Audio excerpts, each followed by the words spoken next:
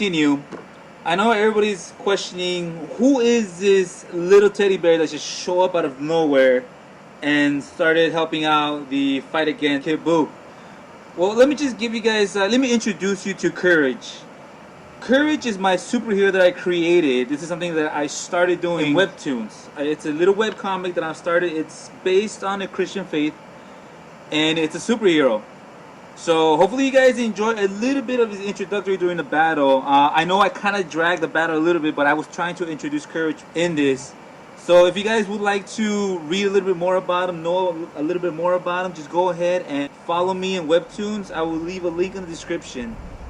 So anyways, regarding the fight, this was something, it is basically Superman versus Kid Buu's regeneration basically. And it seems that Kid Buu may also have an upper hand just for the fact that he is magical and he has regeneration.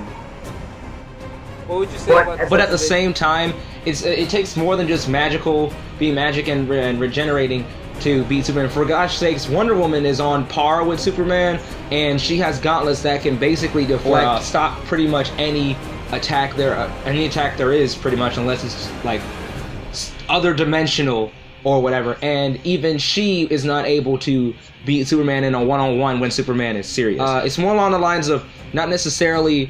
I mean, you kind of do have to bring different levels and scales of power into this fight a little bit, because the problem with this is that not only is Superman resistant to Buu's magic relatively, Superman just eclipses Buu in pretty much every category. So Buu would have to resort to probably absorbing him or using his magic, and Superman is just not going to let Buu get close enough to do that, or give Buu the chance to gather his focus to absorb him or whatever. And if Buu were to try to wrap himself around Superman, then it's even more done, because Superman would just super flare in that instant or whatever, and Buu's gone.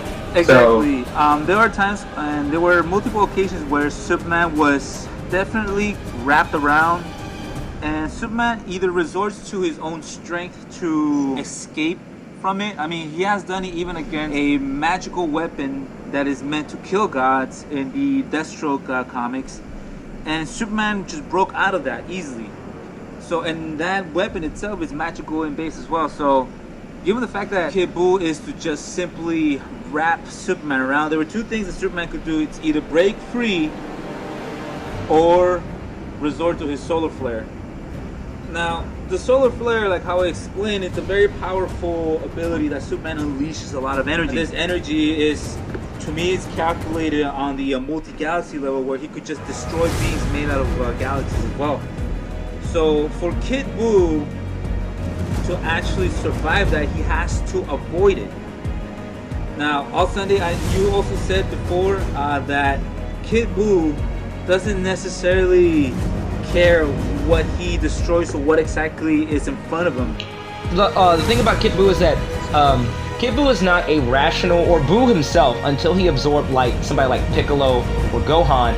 Buu is not a rational thinker, because Buu is just destruction and evil incarnate. So Buu really doesn't have any kind of like strategy. He uses some of his trickery, like the time where he stuck his foot in the ground and then kept having his foot come out of the ground and hit Goku. Don't know how to describe that.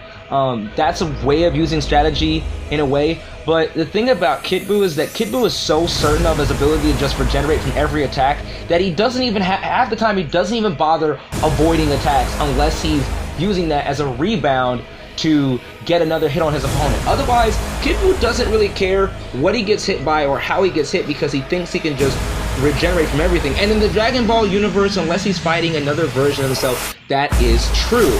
So if Kid Buu doesn't even have any way of knowing that Superman's about to basically, as I believe it was Jeff Johns who said this, that Superman is going to basically just detonate when he uses his solar flare, and he's just going to explode, and all its energy is going to go everywhere, and Buu's not going to know what to do, and it's going to happen in like a second, and he's going to be completely disintegrated at that time.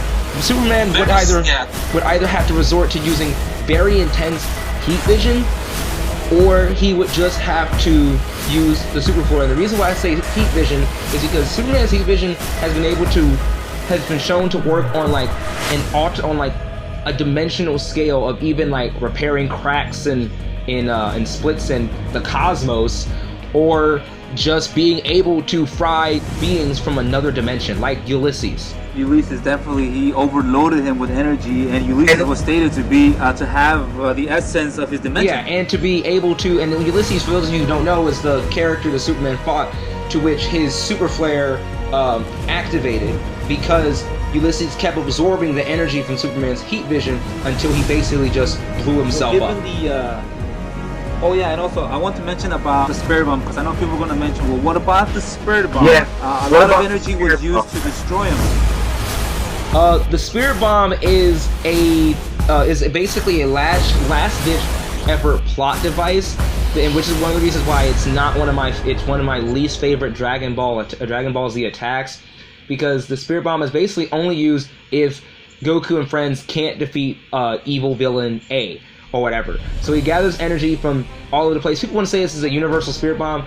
Even if he gathered energy from everything in the universe, it's still not universal, because Goku has to absorb a sliver and take a sliver of energy from everything in the universe. B, only a few people from the afterlife actually gave Goku their energy, because only a few people were watching the fight between him and Kid Buu over the monitor or whatever, how they see between dimensions or whatever. I was told that the spirit bomb was really powerful because it took a lot of energy across the universe and also the afterlife.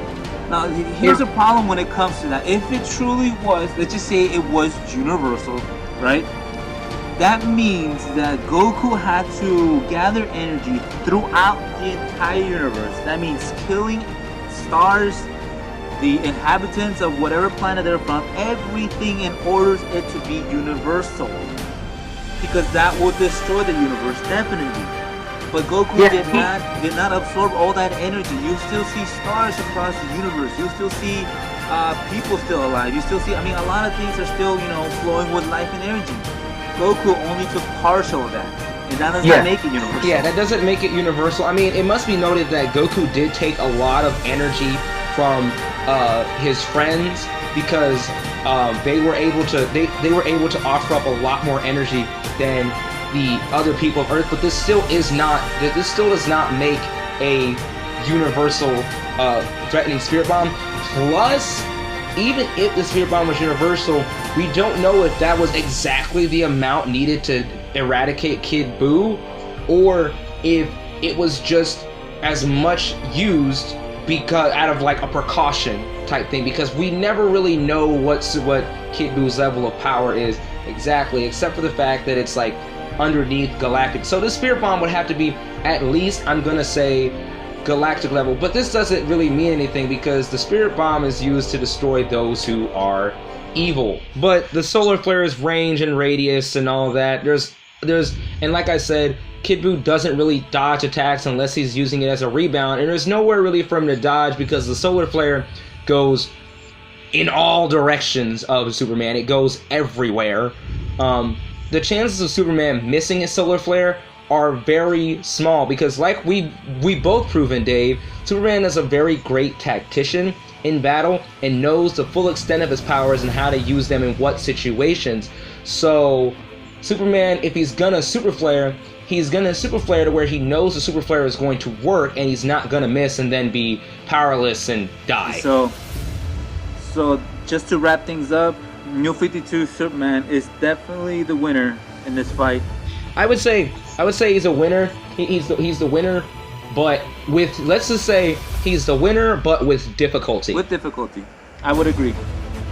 So guys, thank you guys so much for watching this video all Sunday. Thank you very much for coming over and having discussion with me about this versus match. Oh yeah, look forward to the next one.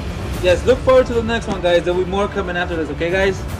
But today, this is it. So again, thank you all Sunday. Thank you to all my fans being patient with me about this versus match. I still have not finished midfeed, so I will still be posting midfeed videos, okay guys? So once again, thank you. Until next time. I'll see you guys in the next issue.